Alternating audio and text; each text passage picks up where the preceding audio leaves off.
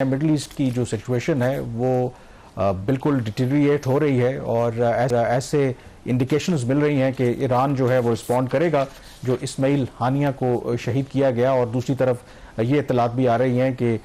जो इजराइल के तहफ़्फ़ुज़ के लिए जो एडिशनल रीइंफोर्समेंट हैं वो अमेरिका भी भेज रहा है। जो लेटेस्ट डेवलपमेंट हुई है, कल भी जैसे हमने जिक्र किया था कि ईरान ने जो ये वाक़या पेश आया अफसोसनाक, उसके हवाले से बहुत ज़्यादा तफसीलात नहीं बताई कि ये जो इंसिडेंट है ये कैसे हुआ। दो कि अमरीकी मीडिया ये रिपोर्ट करता रहा कि जहाँ पर इस्माइल हानिया ठहरे हुए थे उस सरकारी गेस्ट हाउस में, तो उनके बेडरूम के अंदर ही एक एक्सप्लोसिव डिवाइस प्लांट की गई थी जिसको एक रिमोट कंट्रोल के जरिए उड़ा दिया गया। अब ईरान की तरफ से जो एक उनके ईरान का जो रेवोल्यूशनरी गार्ड कोर है उनकी तरफ से एक लेटेस्ट स्टेटमेंट सामने आया है जिसमें उन्होंने पहली दफा ये इंडिकेट किया और कहा है कि ये इंसिडेंट कैसे हुआ। तो उन्होंने, मैं अंग्रेजी में है पहले पढ़ दूं कि this operation was carried out by firing A short range projectile with 7 kilogram of explosive from outside the residence. तो जो ईरान का रेवोल्यूशनरी गार्ड है जो उस इमारत को प्रोटेक्ट कर रहे थे और रन कर रहे थे, वो अमरीकी जो मीडिया है उनकी खबरों की तरदीद कर रहे हैं कि शायद बिल्डिंग के अंदर कोई धमाका खेज मवाद जो है वो नस्ब किया गया था। उनका ये कहना है कि ये एक शॉर्ट रेंज प्रोजेक्टाइल, मतलब रॉकेट या इस तरह का कोई चीज़ है जिसका जो वजन था एक्सप्लोसिव का वो 7 किलोग्राम था। बट शहबाज, इवन अब अगर ईरान के नेशनल गार्ड ये कह रहे हैं तो अगेन इस पर आई थिंक नए क्वेश्चन रेज होते हैं, क्योंकि कोई भी आपका जो इस तरह का हाई सिक्योर एरिया होता है और कहा यह जा रहा है कि क्लोज रेंज से ये फायर किया गया, तो इसका मतलब है कि again serious security concerns raise होते हैं कि आखिर जिसने भी टारगेट किया इस्माइल हानिया को, of course prime suspect is Israel, कि आखिर वो कैसे वहां पर वो एक्सप्लोसिव ले आए, वो कैसे जो जिसके जरिए उन्होंने वो फायर किया जो प्रोजेक्टाइल था। तो इट्स अ सीरियस क्वेश्चन। बिल्कुल, देखिए, और ये पहला वाकया नहीं है ईरान के अंदर। इससे पहले भी सीनियर लीडर्स, खुद जो इरानियन रेवोल्यूशनरी गार्ड्स हैं उनके लोग और बाकी जो इसराइल को वांटेड लोग और इवन न्यूक्लियर जो साइंटिस्ट थे उनको एलिमिनेशन उन्होंने की है, ईरान के अंदर की है। तो एक सिक्योरिटी लैप्स है इसमें, तो किसी को कोई डाउट नहीं। ये वजह कि ईरान जो है वो बहुत डिफेंसिव पोजीशन पे चला गया है और बिकॉज ऑफ दिस रीजन जो इसका रिटेलिएटरी अटैक है जिसकी वजह से कहा जा रहा है कि जो एक ऑल आउट वॉर है मशरिक़ वुस्ता में उसके छिड़ने का खदशा, उसमें सिर्फ फिर ईरान नहीं होगा, उसमें लेबनान होगा, उसमें यमन होगा। तो ये जो जहां पे कहा जाता है कि ईरान की जो प्रॉक्सीज है उनके जरिए ये अटैक हो सकता है।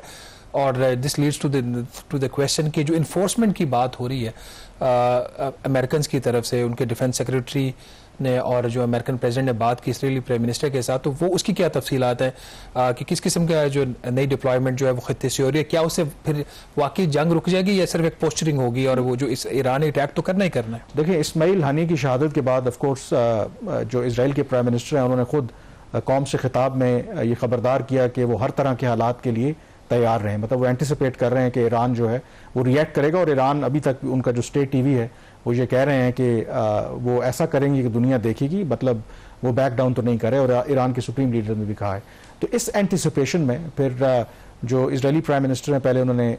जो बाइडन से बात की अमरीकी सदर से, फिर जो उनके डिफेंस मिनिस्टर हैं इसराइल के उन्होंने अपने हम मनसब से बात की अमरीकी, और उसके बाद फिर पेंटागन ने ऐलान किया कि वो एडिशनल जो बैरी बेड़ा है उसमें फिर लड़ाका तैयारे हैं, उसमें जो मिसाइल्स हैं वो डिप्लॉय कर रहे हैं इजराइल के करीब, ताकि मुमकिना तौर पर ईरान की तरफ से कोई अगर हमला होता है तो उसको न्यूट्रलाइज कर सकें। हैविंग सेड दैट, जो पेंटागन है साथ वो ये भी कह रहा है कि कम से कम उनको नहीं लगता कि जो मौजूदा सूरत हाल है इससे सिचुएशन जो है वो एस्केलेट होगी। अब वो क्यों कह रहे हैं, आई थिंक बहुत से लोगों का ये तज्जिया है कि एक तो इजराइल जो है ऊपर तले जिस तरीके से ईरान को रिपीटेडली चैलेंज कर रहा है उनकी सॉवरेंटी को, तो कुछ लोगों का ख्याल है कि ईरान इजराइल को अच्छी तरह से पता है कि गिवन के ईरान की जो इंटरनेशनल आइसोलेशन है, जो उनकी इकोनॉमिक वल्नरेबिलिटीज़ हैं, जो उनका डिफेंस सिस्टम है, अगर वो कोई काउंटर अटैक करेंगे भी तो शायद वो इतना मौसर नहीं होगा। तो इसलिए वो रिपीटेडली चैलेंज करते हैं ईरान को। अब देखने वाली ये बात है, मैं बहुत से जो मिडिल ईस्ट के एक्सपर्ट्स हैं उनको सुन रहा था, उनका यही ख्याल है कि शायद माजी की तरह इस दफ़ा भी ईरान जो कार्रवाई करेगा, हो सकता है कि उनका जो रिस्पॉन्स है वो कैलकुलेटेड हो, बड़ा मेजर्ड हो, कि ताकि इजराइल को ये फर्दर जवाब ना मिले कि वो हमारे खिलाफ कोई ऑल आउट जो है वो लड़ाई लड़े। लेकिन ऐसी सिचुएशन में कहा यह जाता है कि मिस कैलकुलेशन और मिस जजमेंट का जो है वो एलिमेंट हमेशा रहता है। तो उस सूरत में थिंग्स कैन गो एनीवेयर। तो ये सिचुएशन जो है वो certainly is on the edge. और इस बैकड्रॉप के अंदर आज हमने देखा कि ईरान के जो एक्टिंग फॉरेन मिनिस्टर हैं उन्होंने टेलीफोन किया पाकिस्तान के डिप्टी प्राइम मिनिस्टर और फॉरेन मिनिस्टर इसहाक डार को, और जो खित्ते की मौजूदा सूरत हाल है उस पर डिस्कशन हुई। और एक जो रिक्वेस्ट अब ईरान ने की है कि OIC का एक गैर मामूली जो वज़राए ख़ारजा का इजलास है वो तलब किया जाए और एक यूनाइटेड जो मुस्लिम कंट्रीज़ हैं वो लें